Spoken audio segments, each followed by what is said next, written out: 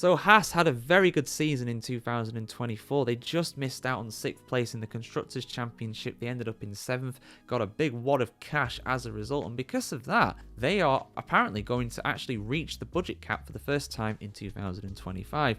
So for those that aren't aware, every Formula 1 team has a value, a money actual value they can actually spend every single season in Formula 1. They can go below that though, and every season so far since it's been in place, which I think the first was 2021, I want to say, every single season up until now that it's been under the budget cap, Haas have actually not reached it. They've not been able to spend and generate the revenue to actually go up to the budget cap, but for the first time this year coming up, they actually will, and that's a very positive sign because financially at least that will put them on a par with even the biggest teams in the sport, something that the budget cap was designed to do.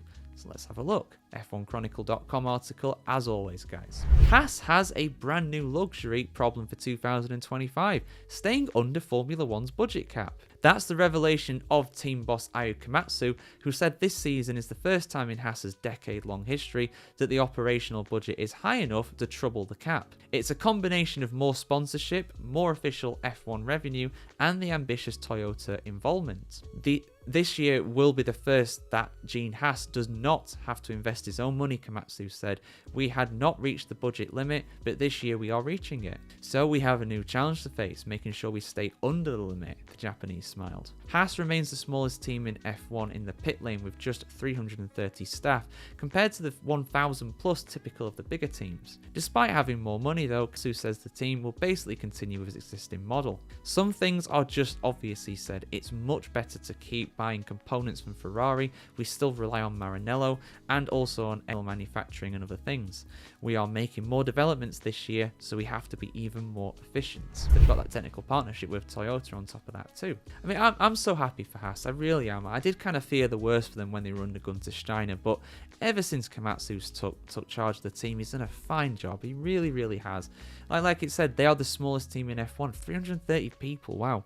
A third of the size of the biggest teams, if not even less. You know, very impressive for them to do what they do. I'm optimistic for them, you know. I really like Ollie Behrman. I'm not a big fan of Esteban Ocon personally, but there are flashes of a good driver in there in my opinion with Ocon, but overall as a consistent driver, not a big fan. I think Ollie Behrman's a real prospect for the future though. 19 years old, making his full season debut. I know he had a bit part in last season's action of course, but this is his first full season as a full-time driver in the sport, so I'm really excited for him.